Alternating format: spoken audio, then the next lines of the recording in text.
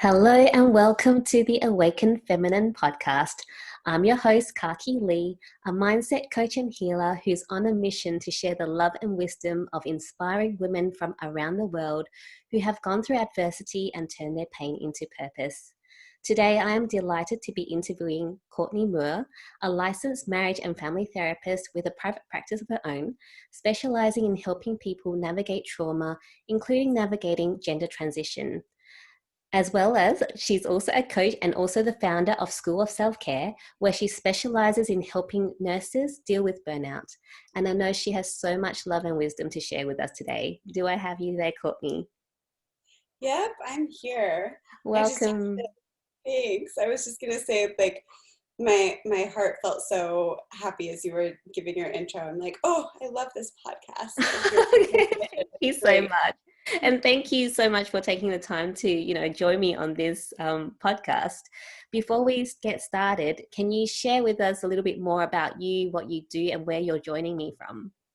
Yeah, so I am uh, zooming in from San Diego, California, Excellent. um, a little ways away from the fire that's there right now. Oh, So yes. I'm hopefully we won't like lose power. I think we should be good. They're getting it under control. But that's where I am in the world. And I am, like you said, I went to school for my marriage and family therapy degree, and I got my license and have been in private practice for about 6 years now. My own practice for about 3.5, oh my gosh, no, 4 years this Wow. October. Yeah, that just hit me. Um, and I'm started within the past year moving away from my traditional therapy practice and into coaching with School of Self-Care Yeah. that I created to be able to help nurses in particular right now with burnout, because that's something that's really near and dear to my heart, from both my personal experience and that of clients that I worked with as a therapist, right? I like Yeah. saw so much burnout. And it's just a really kind of inherent part of the way systems are set up right now, Yeah. particularly the healthcare system in the US. Yeah. Not great. And so, that's been my passion recently, and I'm following it, and it's exciting.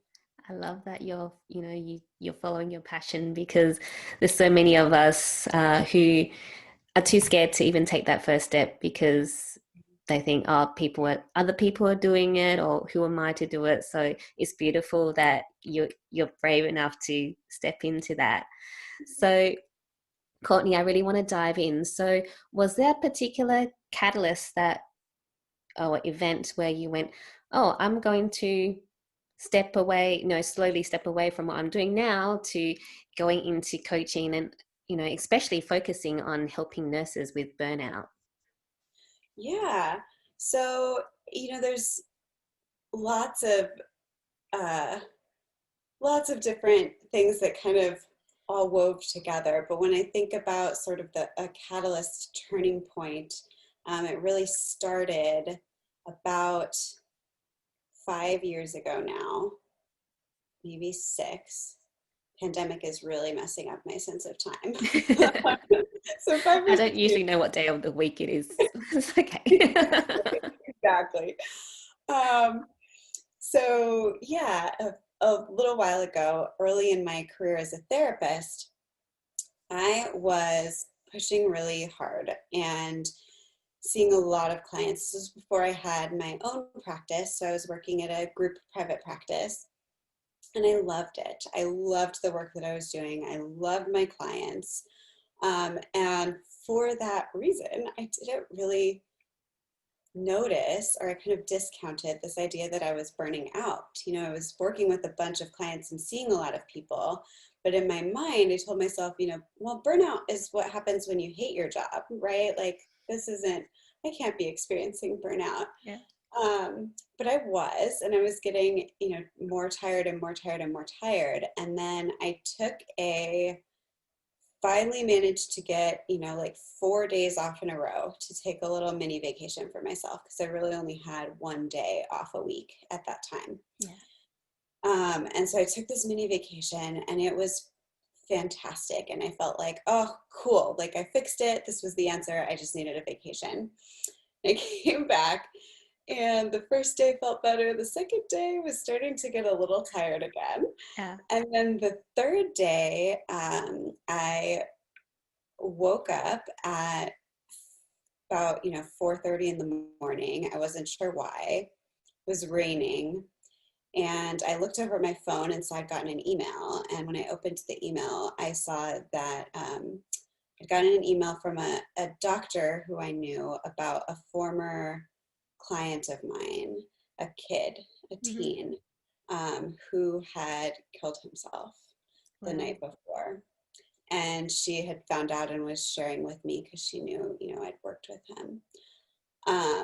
And that really just, I still get choked up thinking about it, but it threw me for a loop, to lose a kid, like a little child, and recognize like all of the love that I felt, it just wasn't enough. And like, that was the thought, right? I know now there's no, like, it has nothing to do with enough or not. Yeah. Right? But at the time I was like, oh my gosh, I was not enough. And this really happens. And I became really freaked out for like all of my clients. Like, I have to keep everyone alive. And pushing.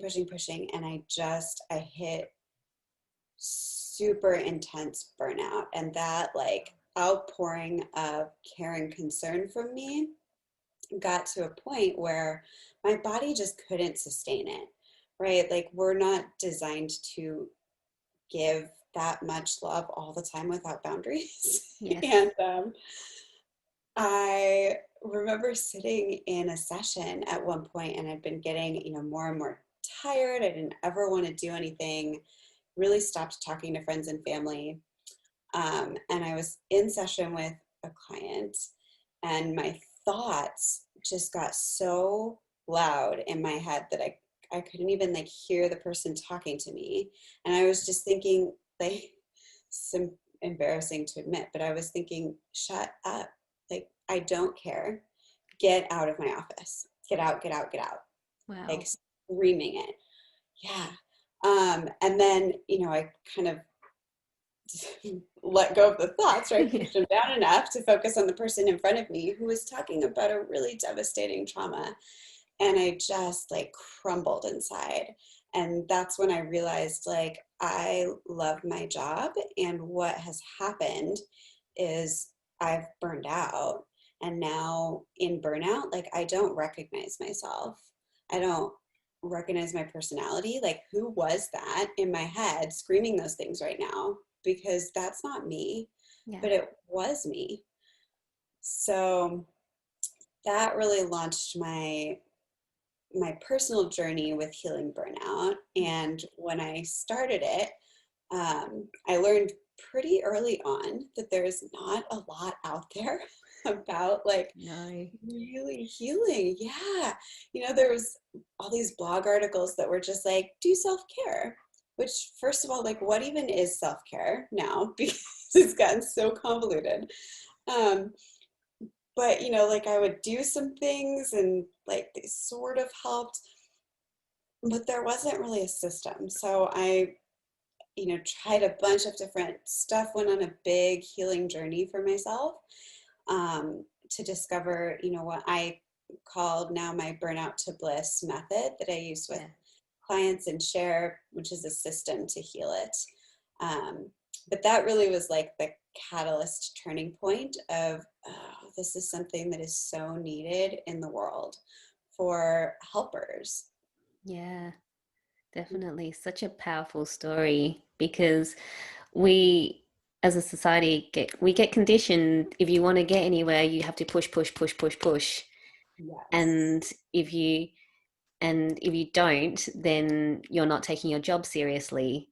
We don't have this mentality where, we need to have mental health days where we actually need to take some time off and, you know, just be and reflect and re-energize ourselves to keep going. So such a powerful story of, you know, burnout and then turning that pain into your purpose now. I love that. So Courtney, did you have a spiritual awakening during that time, or was there an aha moment that really led you down this path?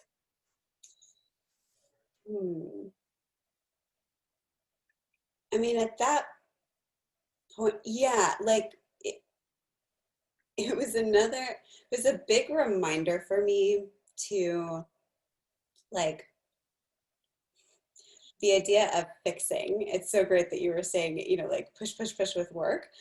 I think that we do that with healing too, because it's just like this mindset that we've had that, like, you need to work to fix things, you need to work to do things, you have to push to make change. Yeah. Right? Like, change is something you have to force.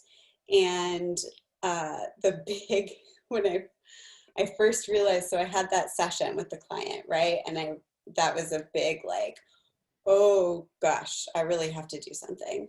And I remembered speaking with a therapist who was consulting to our private practice, right? She's like an expert in the field. And I told her, I said, Sherry, I realized in session that, like, I am really burned out and I've been trying, you know, some self-care stuff. I'm trying to rest. I'm trying, and it's like not working. And what do I do?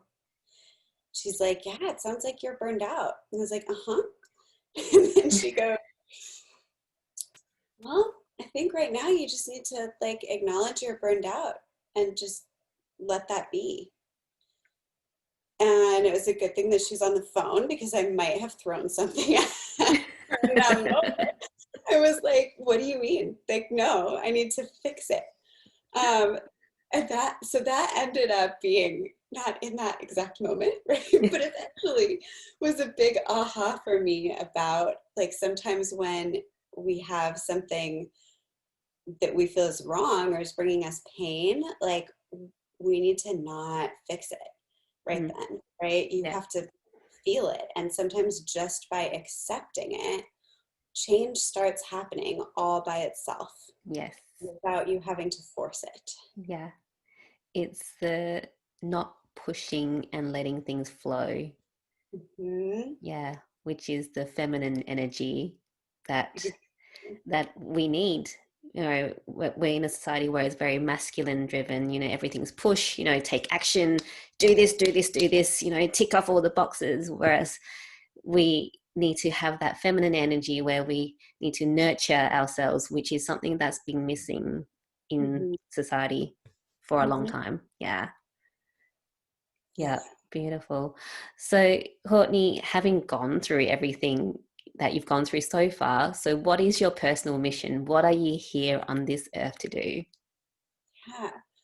Oh, I think that I am, you know, still in a process of discovering that. Like, I really believe that it changes, and I have a mission all the time. Before, you know, my mission now is not the same as it used to be. Yeah. But right now, definitely, I think that I am here to help nurses in particular with managing and healing from burnout, because it's just an inherent part, like, it's worked into that career in the system, right? In the same way it is with therapists, like, you are going to burn out. It doesn't mean that you did something wrong. It's like part of that work. But no one tells us how to take care of it.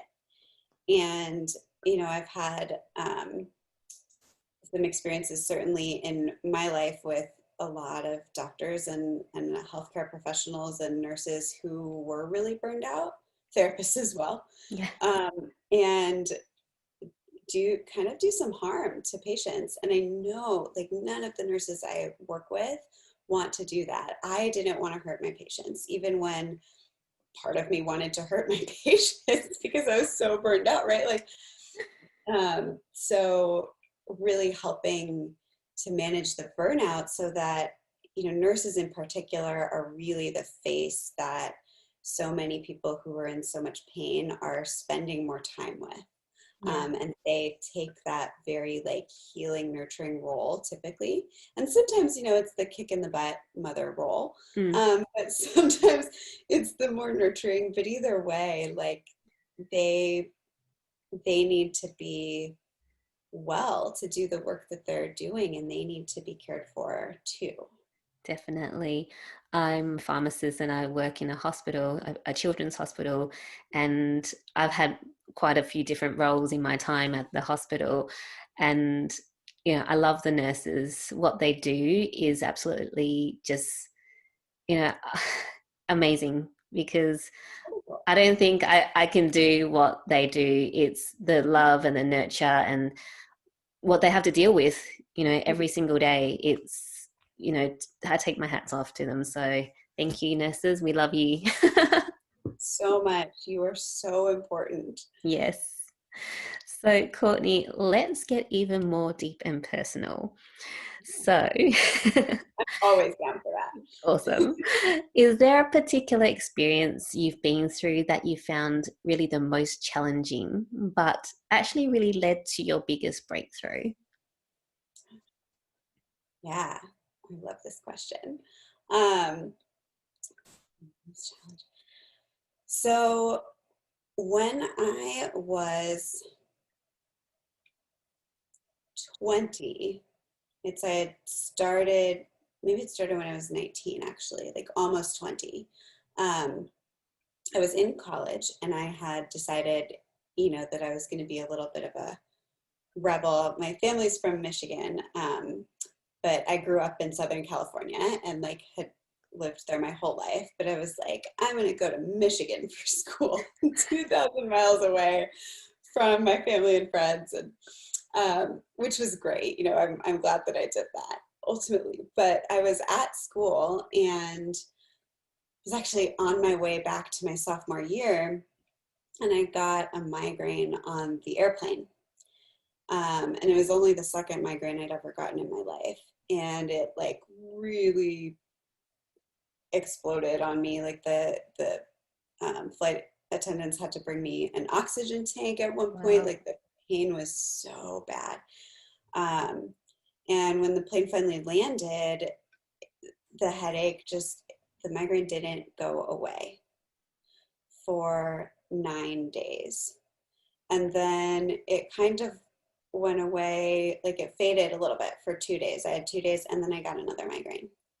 And that wound up being the beginning of my struggles with chronic migraine. Mm. I went from neurologist to neurologist to neurologist trying to figure out what the heck was going on, because 25 days out of the month I had a migraine, and I ended up having to leave school because I couldn't. I tried my best. I stuck it out for a month of dictating my papers to people because I couldn't even look at the computer screen because the light Wow. was excruciating. Yeah. And then finally was like, I've got to take a medical leave, and came back home and spent almost a full year having to really like live in a dark room. Just, not to like be throwing a pity party, but to Yeah. give a picture of how small my world got.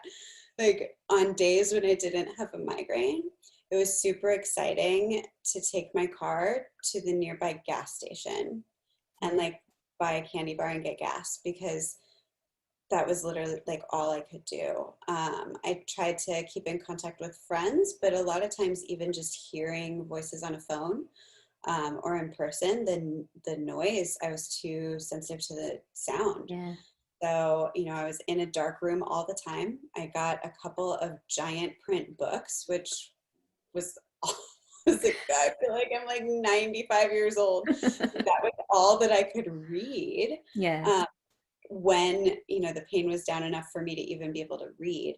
So my life really stopped, and I went through a bunch of different, like 8 different neurologists, some in Michigan, some in California, like all over the state of California.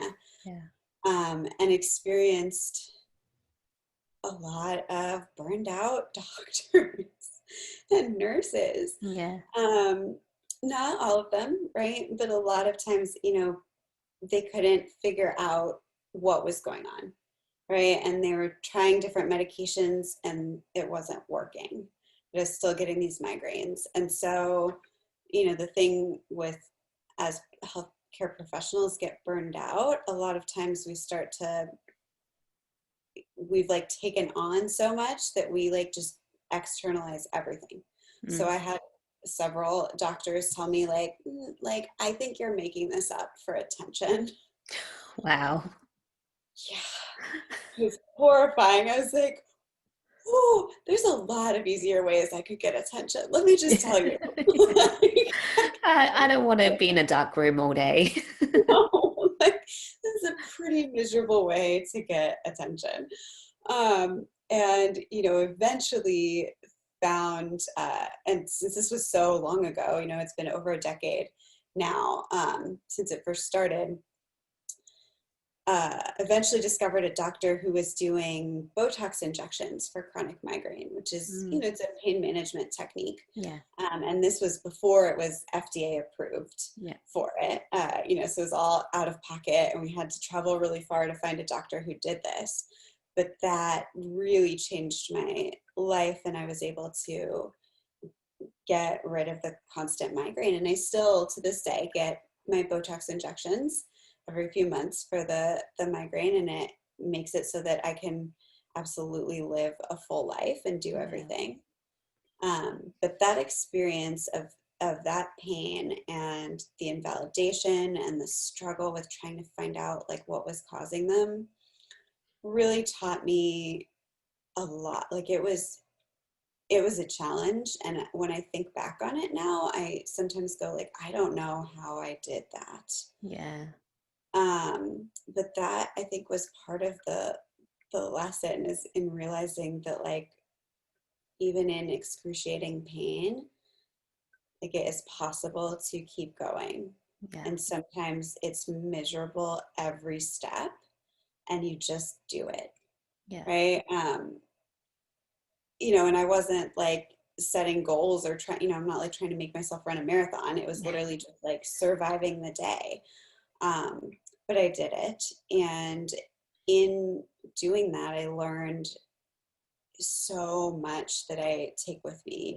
It's part of where I got my intense passion for helping nurses dealing with burnout, so that they can, be the people that help after a doctor is invalidating half the time, or, to not externalize that way and victim blame.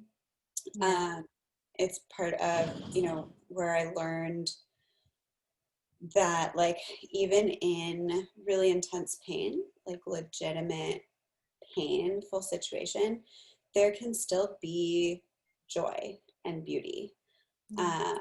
When my world shrank so much, it opened me up to a lot more joy in the little things, right? Like seeing, a little bird perched on a car at the gas station cleaning itself was like, oh my God, nature. I was just like, this is amazing. And like, look how beautiful and happy that bird is. And I could really enjoy it. Or, having a glass of cold water that, when you have that water that just like hits the spot, it's like so refreshing. Like that was a magical experience. I'm realizing that, having that enjoyment, it doesn't take away the pain, right? And I work with my clients on this, like we're not trying to like be in the joy to like suppress or ignore the pain. Both can actually exist together. So like I can be having a hard time and there's a really cute bird. Yeah. That was a big learning point for me. Learning experience. Wow.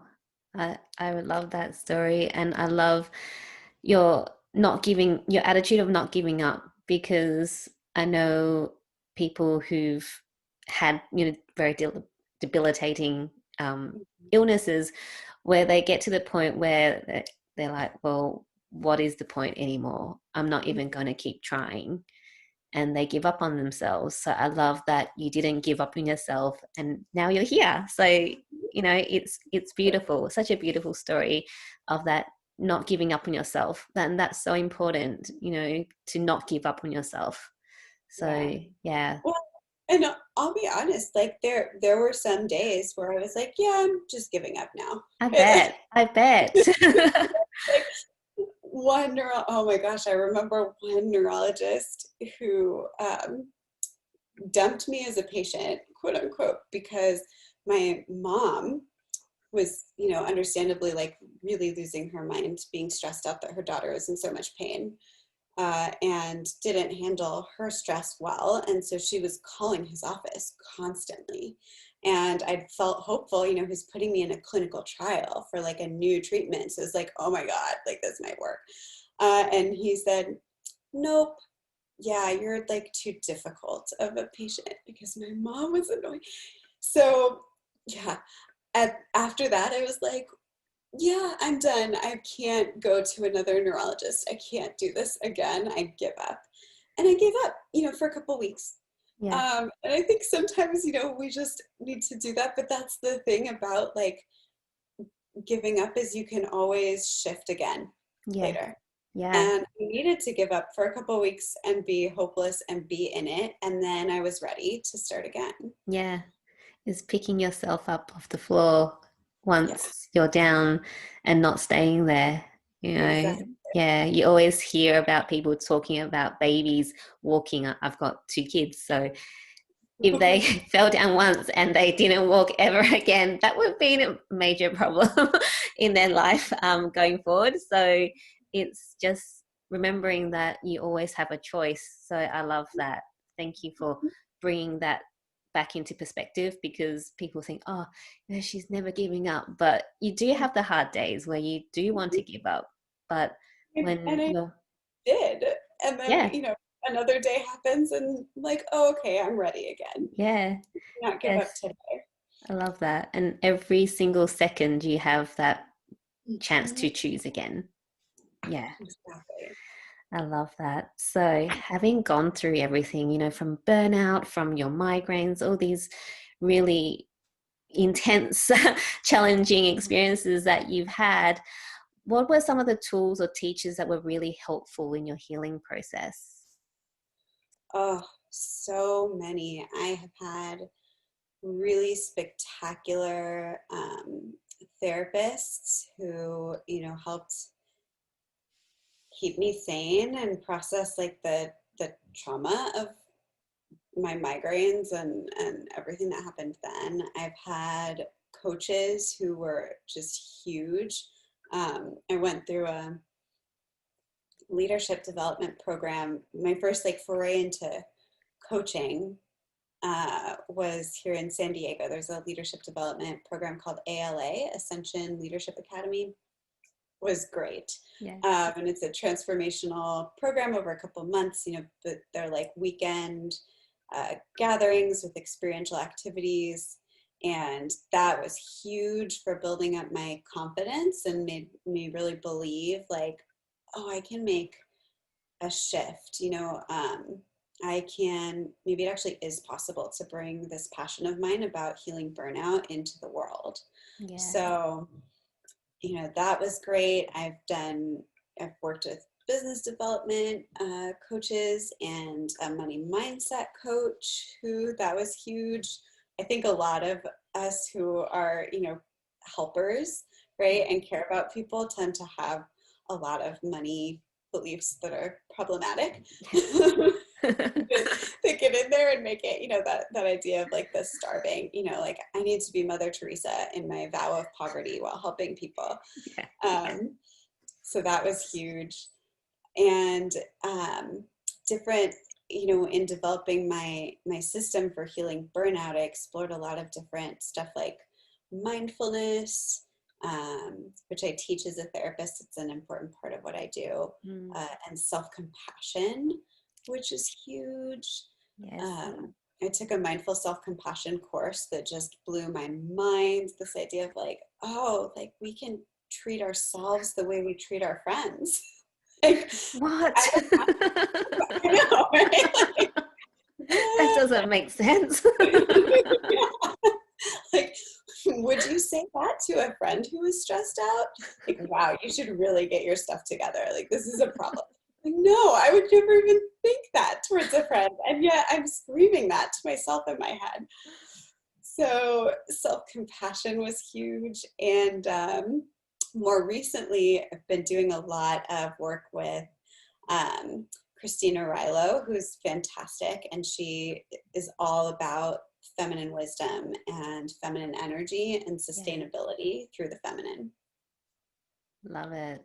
That's awesome. You've done a lot of inner work, which is so important.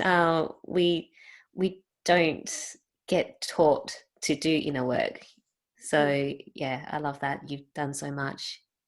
Well, I really think that you can't do the outer, like, you can't really succeed long term without doing that, right? Or like maybe you kind of can financially, but you're not happy.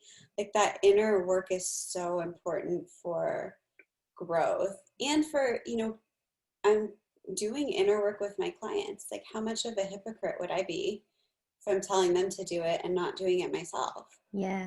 I'm Exactly. constantly learning. So important. Yeah.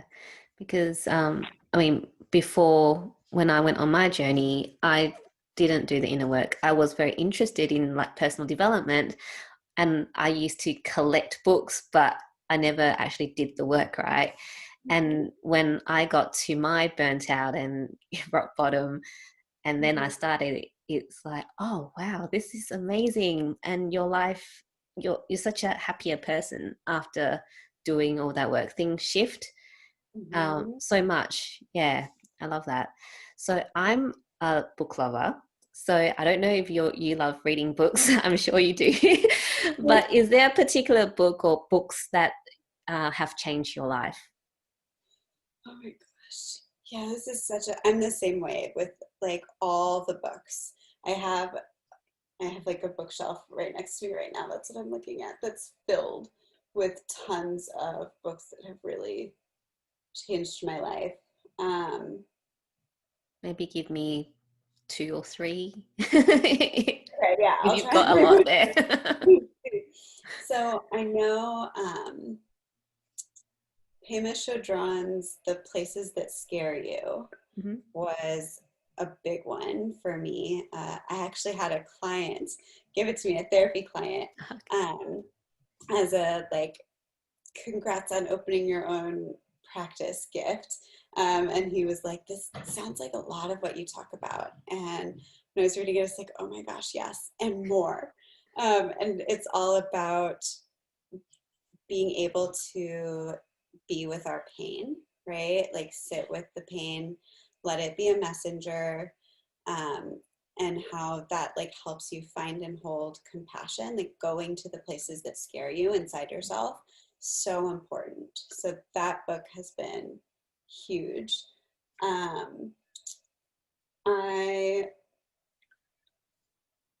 One of my earliest kind of forays into self-development was a classic. It's the One Day My Soul Just Opened Up by Iyanla Vanzant.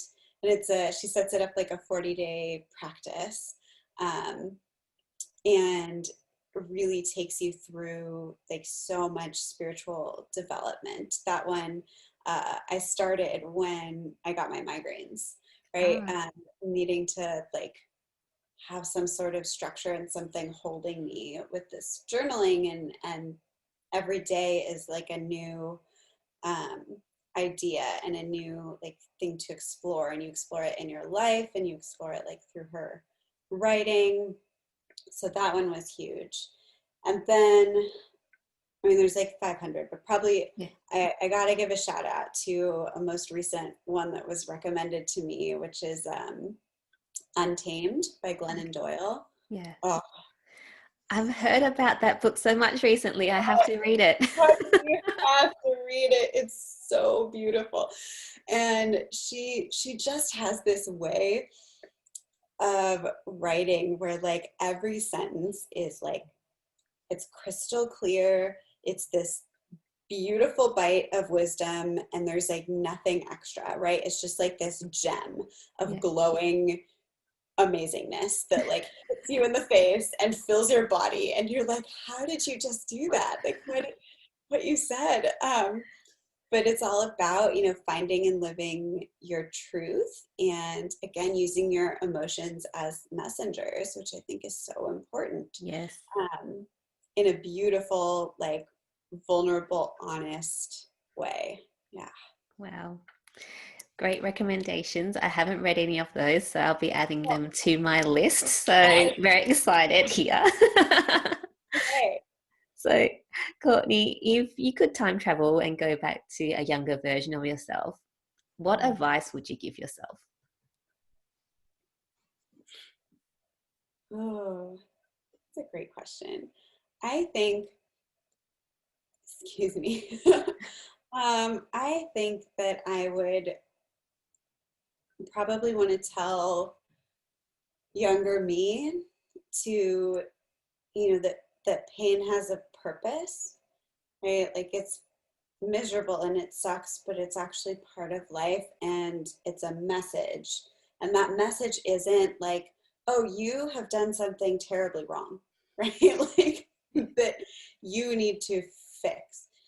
But that pain has information, because, a lot of my life, and I'm pretty sure why I eventually developed chronic migraine, was very much through trying to avoid pain. It come by that, honestly. My parents struggled with drug addiction for a while when I was a child, and that's, very much a numbing out to pain, right? Like Yeah. it's a familial thing of like, we don't like pain. No one likes pain, right? And we try to numb out to it in different ways.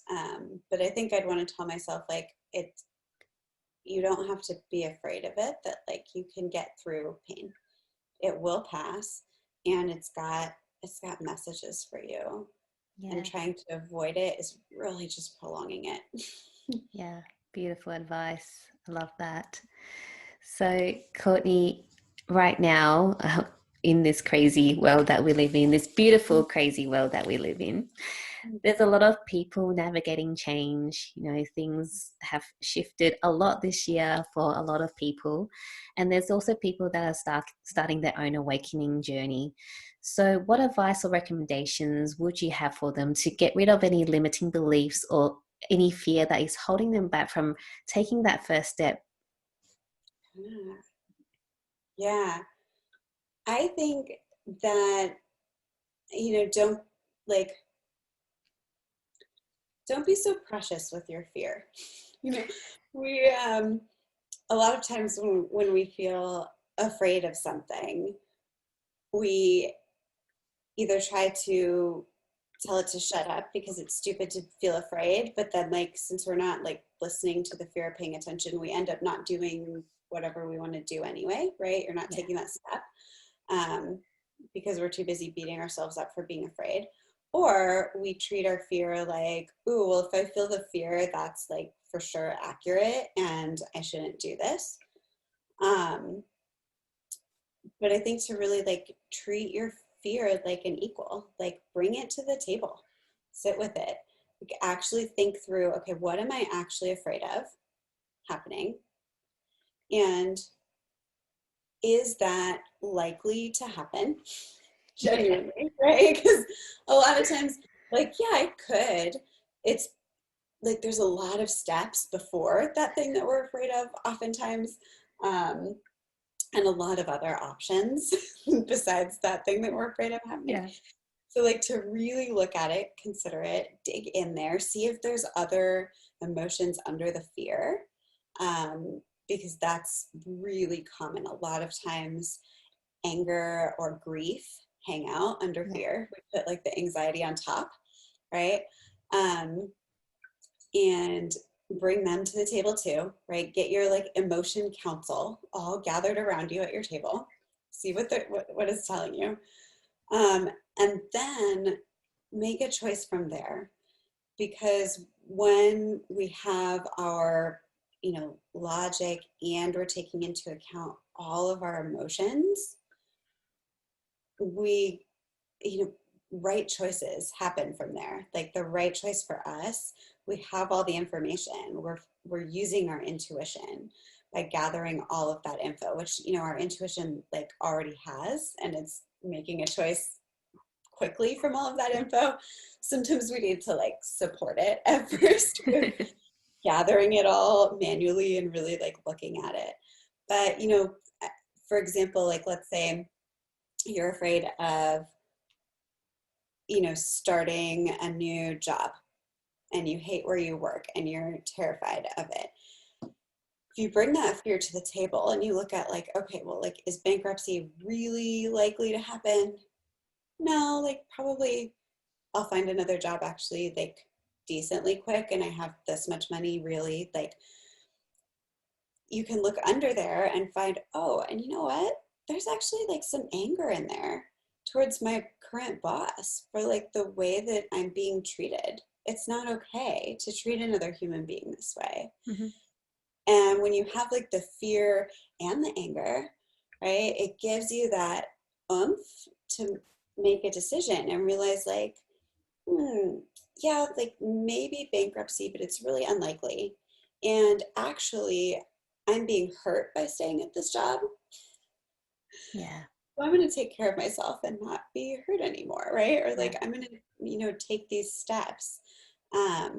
You can make better decisions when you have all of the emotions and all of the info. Yeah. Such wisdom, because as you said before, so many of us are scared of pain and scared of fear as well. And our fear is there to protect us because that's, something that's been built to protect you from getting hurt. But a lot of times the fear doesn't understand that those things don't really hurt us because it's programmed from from primitive days where it's protecting us from getting eaten by, dinosaur. I don't know, whatever.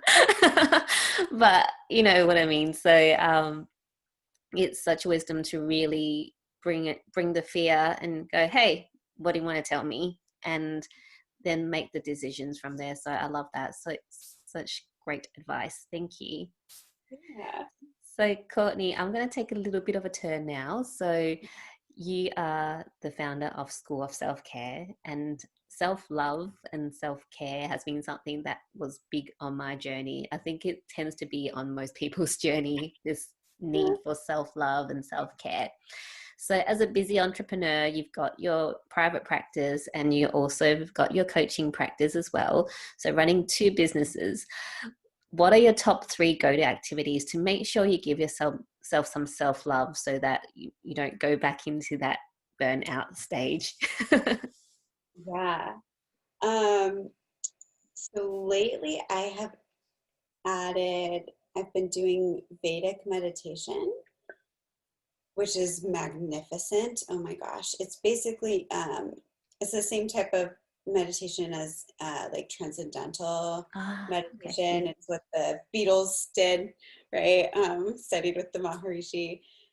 And it's all about stress release, and like doing it in this really lovely, gentle way is Yeah. so great. Like you don't really have to confront a lot. You just sit there with it and let it like come off of you. And it's such a gentle way to meditate too, which is wonderful because as someone who could like win awards for, self-cruelty or self-criticism, having a meditation technique that's like not really a technique where you kind of can't do it wrong is beautiful. So that has been new. In Vedic practice, you meditate twice a day. So, it kind of bookends my day. And that's like really crucial. It helps me start my day feeling grounded. And then I can kind of like release stress of the day before I'm getting ready for bed.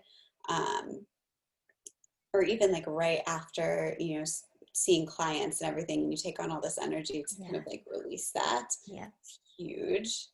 So that's one practice I've been doing. I am doing a lot of, trying to bring creativity into my life as much as possible.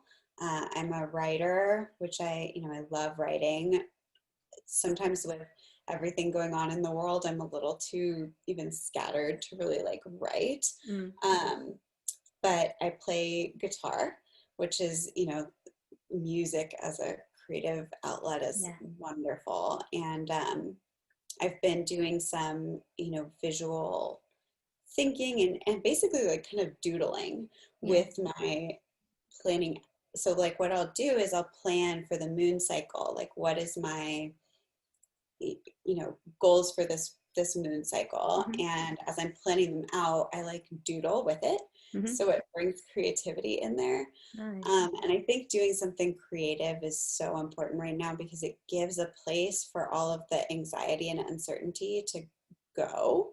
Like you're channeling and like producing something, my brain's like, we have to fix it, and like I can't fix it. I can't fix the election. I can't fix racism all by myself. I can't, so like it's like, okay, yes, brain, we need to fix it, and let's doodle a little bit right now so that we can calm down and actually like think about things that would be productive to fix it. So just spinning. So creativity, meditation is huge. And what was my third one? Yeah, the music. But there was a third. Finding like joy in little things and connection. So that's so important. I have two. So my partner and I, we raise guide dogs for the blind. So I have one puppy who they call it career changed. She was going to be a guide dog, but had too many allergies. So she's a pet now and hopefully a therapy dog soon. And then we have one puppy in training still. And then I have two bunnies who are like the light of my life, which is really funny to say because I don't know if you've ever like had bunnies, but they're kind of jerks, at least mine. Some of them are very sweet. They're more like cats, how cats can kind of be jerks and like mess with stuff and live life on their own terms. But they're so sweet. And so spending time with my animals and really just like watching them have joy, like watching my bunny tear across the living room and like they do like little kick flips in the air. It's called binkies when they're happy, just like out of nowhere, this like exploding hop is so wonderful and so lovely. And I think important to be adding that like little joy to our lives all the time. Yeah. And it's so important to find the joy in everyday things and be grateful for everything that we have. Yeah, definitely. I'm going to look into that Vedic meditation because I was looking into transcendental, but now that you've mentioned that, I will look a bit further into it. Thank you. I have a recommendation for a teacher if you want, because he's doing Zoom now. Oh, so awesome. When I did a course with him, it's like a 4-day easy peasy course. There was someone who is coming in from Indonesia, like lots of different places, and he's super affordable. So I'll get you his info. Oh, awesome. Thank you. So, Courtney, I've loved our conversation today, but before we wrap up, can you share with us what is currently setting your soul on fire?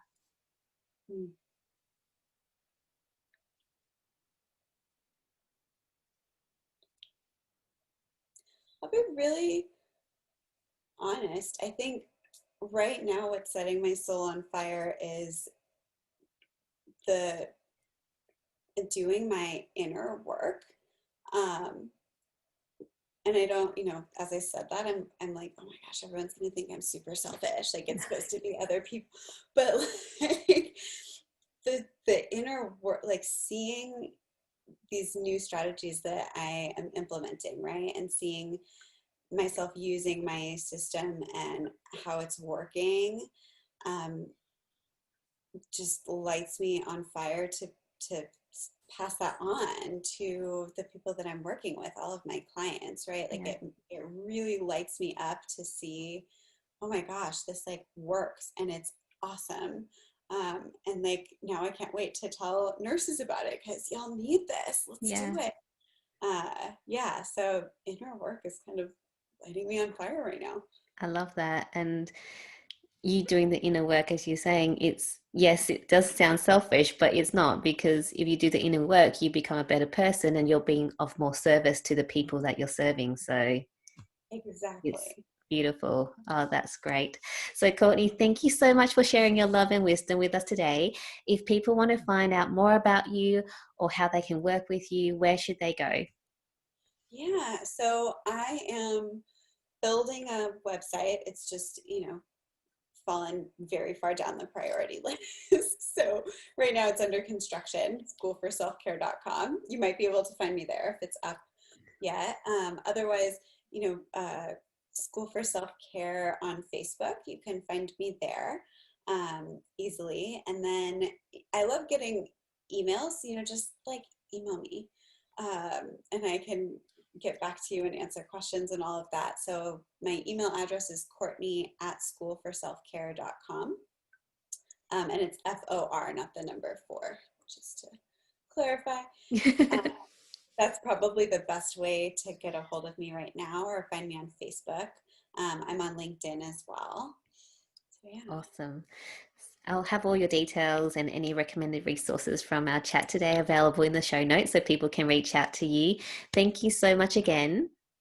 Thanks. Thank you. This has been so fun. Yeah, it was awesome having you on. So thank you, Courtney. And until next time, I love you, I believe in you, and you are worth taking that first step to the life of your dreams.